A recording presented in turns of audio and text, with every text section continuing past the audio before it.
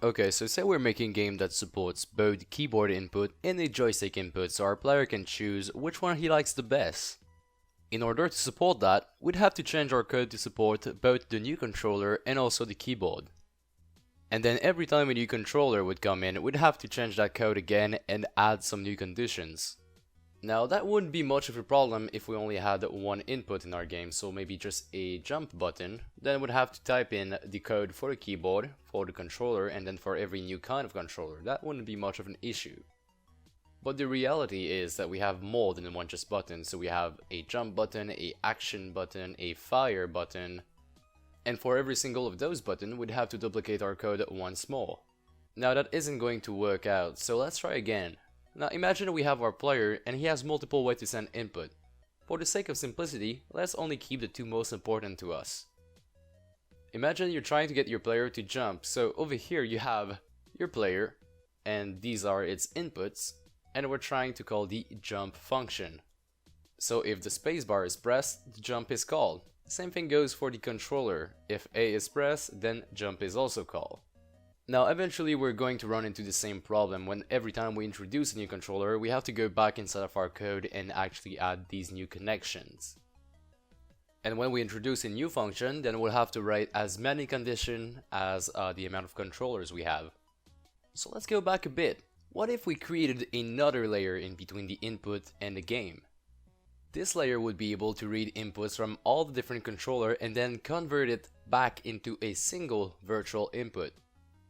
In our code, we would then use that virtual input to call our function.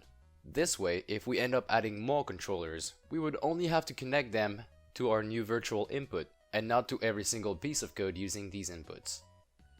This also gives us more control to what is sent to our game, so we could be blocking those inputs, we could be altering them while they're actually being sent. So let's go ahead and implement that new layer. We're done with the theory, let's put this to action.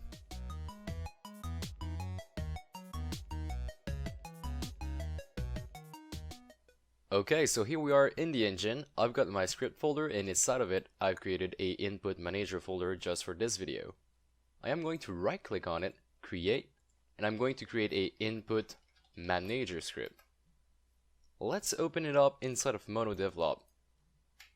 Now since this is going to be a input script, we want to be able to use it from pretty much anywhere. We don't really want this to have a reference somewhere. We don't really want this to be instantiated in our scene. So what we're going to do is actually remove the whole mono behavior part because we don't need that. Instead, we're going to make this a static class. So let's go ahead and write public static class input manager. This way we can now have static function that pretty much just checks is our input press. So in this case, we're going to have two types of input. One are the axis, which return a float value, so that's for the joystick, and the other one are pretty much just buttons, which return a bool value. Is it press or is it not press? Okay, so let's start with the easiest one. Let's go for the A button on my joystick. I'm going to declare a public static bool, and now we're going to find a name for this. Since I'm going to be naming all my buttons based on the Xbox controller, I'm simply going to call this A button. Now you could be calling this pretty much whatever you want, but for my case I want to name it the same as on the Xbox controller. So this is the A button, I'm going to have a B button, a X, and a Y button. I've came across people that would name this action button instead, and maybe interaction button or cancel button, all that kind of stuff also works. Okay, now as for the content of this function, we're gonna need the input manager that Unity gives us. So they already give us a input manager, however it does not do everything we want, so that's why we're coding a additional layer on top of it. Now back in the engine, we're gonna go ahead and go in edit, project settings, input.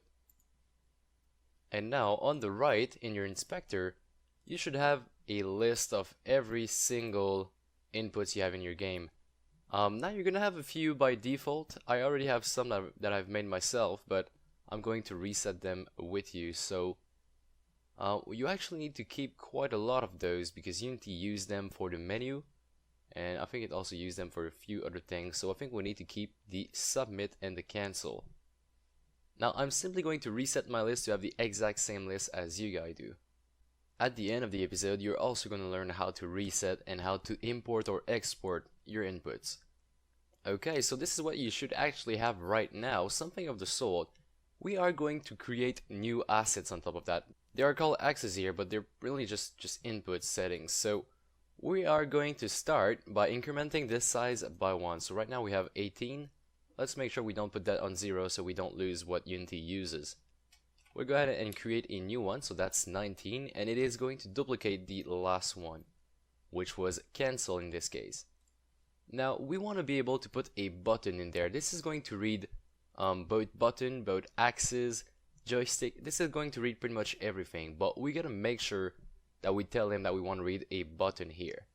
In order to do that, let's just make sure down here under type that we have key or mouse button, and also as for the axis, if this is a key or mouse button, we don't need to change the axis. It could be on pretty much whatever and it does not really matter. And now the rest of the settings are fine. Just make sure that the gravity for a button is 1000 and the insensitivity is also 1000. Now as for the rest over here, as you can tell, we have a positive, negative, a alternate positive, and also alternate positive button. We're going to remove all of these, and let's also make sure we change the name for something that we can actually recognize. So I'm going to name this A_button.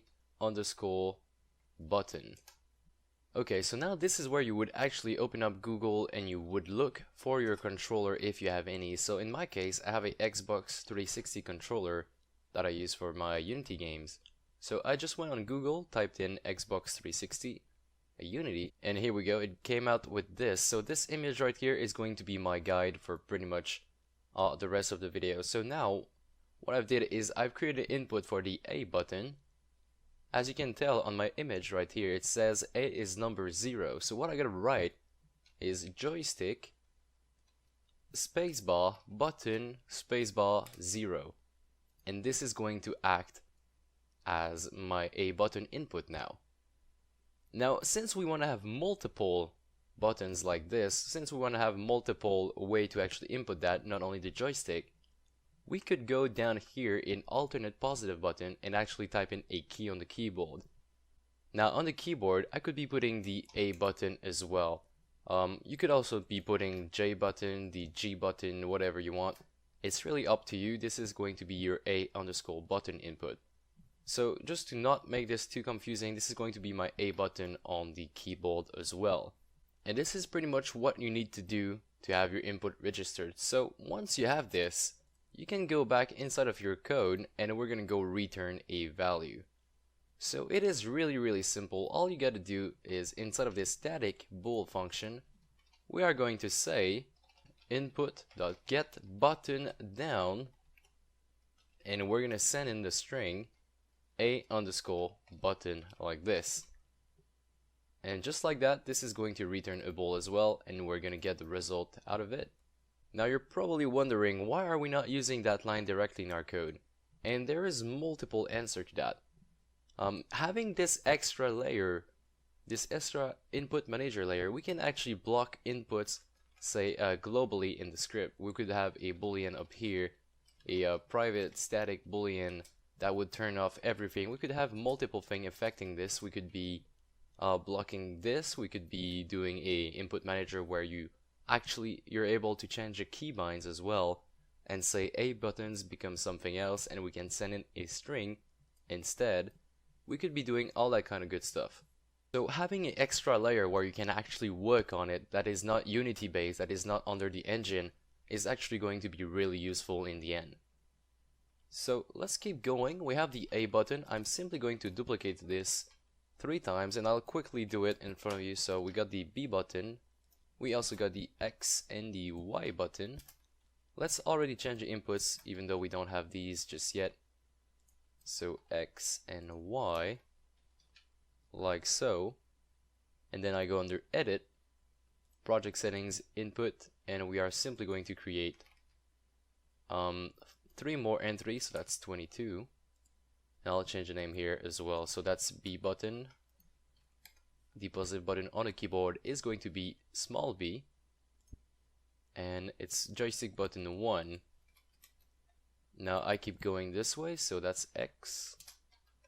Joystick button number 2, X on the keyboard. And finally, the Y button. So joystick button number 3 and Y on the keyboard, just like this.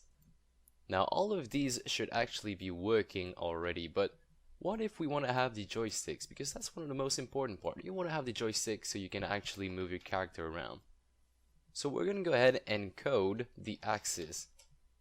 What we're going to do is go up here, declare a public static float, and let's call this one main horizontal, because you're only able to pull one axis at a time, so that's X or Y. You can't pull both of them at the same time. However, we could make a public static vector 3 that would return that, or vector 2 that would even be more optimized. So we're going to go ahead and just declare a main horizontal for now. Now as for the axis, we need to create some inputs as well. So let's go down here.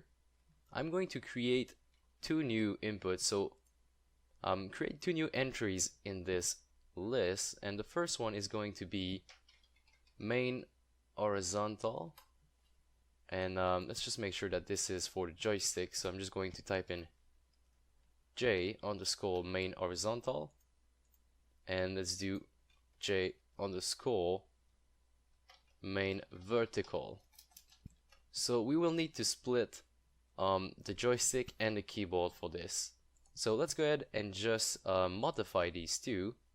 For an axis, you do not need any positive button. In fact, it's better that you remove them. So we're going to remove those two. And now as for the gravity, we will change it to 1. Let's put a dead zone of 0.2. So that's a dead zone on your actual joystick. If you don't go past 0.2, then the input is not registered. It's like if your joystick is a little bit loose, then you're not going to get any movement. So this is really useful to put. And sensitivity is also on 1. Now once we have this completed, we got to go down here in type and say that this is a joystick axis. Once you have the joystick axis checked, then we need to actually look which axis are we moving. So right now I'm using this little image here, and I know that I want to move on the X axis, and it's also called X axis inside the Unity right here. Now let's do the same exact thing for the Y axis. So I'm removing the positive buttons, changing the gravity to 1, changing the sensitivity to 1, and then changing the dead zone to 0.2. I am going to go down here, put this on joystick axis. Now as for the axis, we're using the Y axis. And there we go. We should now have the joystick input for the main horizontal. But if you remember, we're not really interested in having only the joystick input. We want to have both at the same time, so both the keyboard and the joystick. So we need to go back and actually create those keyboard. I will go ahead and expand my list to 26, and I will change the name of these two for K underscore main horizontal, and finally K underscore main vertical. Now this way we can actually have the main horizontal and the main vertical for the keyboard as well, that we can use a little bit later on. Now you're probably wondering, which axis is this? If you open up the axis, as you can tell, there's not really any way to tell which axis this is. And it is because we're going to be using buttons since we are on the keyboard. So we got to change the type for key or mouse button, and then we got to give it a positive and a negative button. Now as for those buttons, I am going to be using A for negative and D for positive. So this is pretty much based on the WASD movement set. You could also go down there in the alternate negative button and type in left and right for positive. That actually counts as the arrow keys. So once we got this, let's go ahead and quickly do the main vertical. I'm going to go for S in negative, W in positive, down for negative alt, and finally up for positive alt. these are fine. So these are buttons. Let's go ahead and change this or key or mouse button. Let's also move the gravity to 1000 and the sensitivity to 1000 as well. As for the dead zone, we could be putting it on 0, but it does not really matter because our number is going to go super fast because of the gravity and sensitivity. Okay, so now back in our code, what we're going to do is declare a float that we're going to call, say, r for result. We're going to put it on 0.0 at first. And then we're going to do r plus equal input dot get axis, and we're going to get the main horizontal axis for the joystick. So j underscore main horizontal, like so. And just below that, we're going to do r plus equal get axis keyboard main horizontal, like so. And now let's check, is our input bigger than 1? Because that's not supposed to be the case. If you're only using one of those, that's not supposed to be the case. You're not supposed to be above 1. So so you're using both your joystick and your keyboard at the same time, then we're going to get a result of 2 in this case. And you don't necessarily want to have a vector of 2 when you actually use your input, because it's going to create some weird behavior and you're going to have to write code around it. So we're going to clamp this while we return. So basically what we got to do now is say return, then we're going to get matf.clamp, and we're going to clamp r. The minimum value you can get is -1 and the maximum is 1, like so. And there we go. This is now our horizontal axis. We are going to duplicate this and actually do it for the vertical axis as well. So we just change this for vertical, like so, and we should be pretty much good to go. Oh, and sorry, we gotta change this function name for vertical as well. So we could be trying those out individually, but I actually feel like creating one function that wraps these two together. So I'm going to go down here and say public static, and I'm going to return a vector3 because that's what I use the most. I know this is actually only 2 inputs, but I always use a vector3 for movement, because this is pretty much what it takes for the character controller. So public static vector3, and I'm simply going to call this main joystick, which is also going to work for the keyboard as well. So, and inside of that function, I will simply hit return. I will return a new vector3 that I'll make out of the other function that we just made. So new vector3, and as for the x, this is going to be main horizontal, like so. The y is going to be 0 because in Unity the y axis is up and down, the vertical axis. And as for the z, then that would be my actual vertical inputs, like so. So before I go any further and actually keep creating all of those inputs, I'm going to go ahead and test it out. I will simply just put some comments right here. So those one are the axis and those one are the buttons. Let's go back inside of our game, and I'm going to create a script just to test it out. So you don't have to do this, but we just gotta make sure that our code works, right? I will open this up. This is called test input manager, and inside of the update I will call my static function from pretty much anywhere. I don't need to have a input manager instantiated in the scene. I can simply go right here and say if input manager dot a button. So if I'm pressing A, then I'm going to do a debug.log, and let's actually debug the main input. So input manager dot main joystick, like so. So whenever we press the A button on either the keyboard or the joystick, we should actually know the data of our main joystick. So we're gonna get some values out of the X and Y axis. Now let's go ahead and hit play. I just need to fix the error, so let's go see what's the error. Oh, sorry. Gotta put some parentheses here. Okay.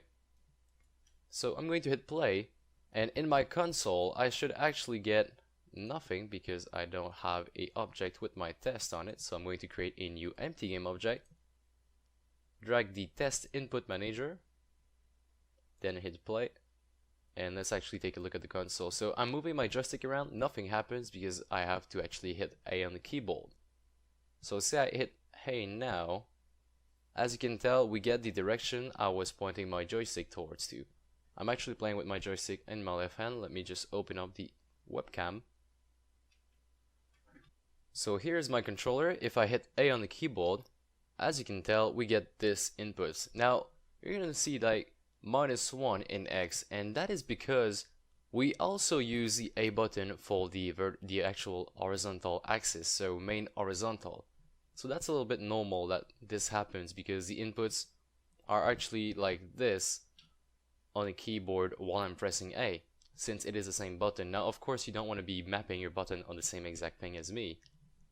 Okay, but let's take a look with the actual controller. So I got my A button right here. I'm going to press it, and as you can tell, it says 0, 0, 0 because the axis of the joystick is not actually moving and I'm not clicking on anything on the keyboard. Now, say we tilt this upward and we press A, we get 0, 0, -1. Now, you would expect this to be 1, but I don't know if it's a bug, but it's just how it is mapped. We actually need to invert those axes. Not both of them, but because if you take a look and we actually tilt this towards the right, we press A, we get 1, 0, 0, which is actually what we're supposed to get.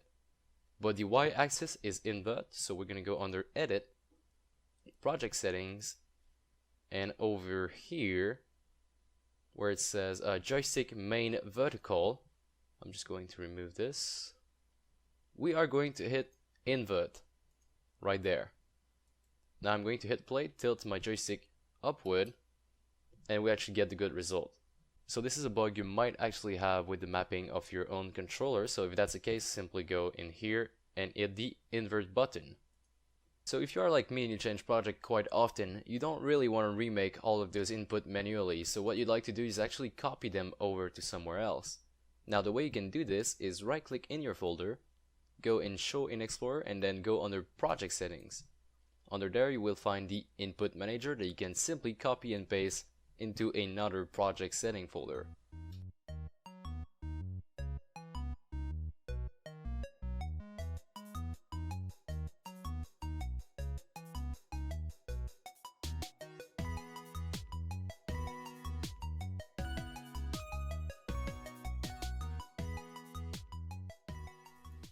Now that we've got our input manager, we can then use this to actually detect pattern as well. Like this, in this case over here, I've got my joystick and I've got a menu. Now usually out of a joystick, you get a float value back, you get a return value that is a float number. But I'm actually using it as a bool over here for my menu, and I'm detecting, am I going down or up with the joystick, and it's actually acting as a button. This is the code I've put, so you're allowed to pretty much just add some stuff to your input manager and create your own patterns. Alright guys, so I hope you guys enjoy. This was the first game mechanic videos. There will be plenty more to come, and I hope I'll see you in the next one. If you thought that this video was helpful with theory and such, please let me know in the comment, leave me a like, really appreciate that, and I will see you guys in the next one.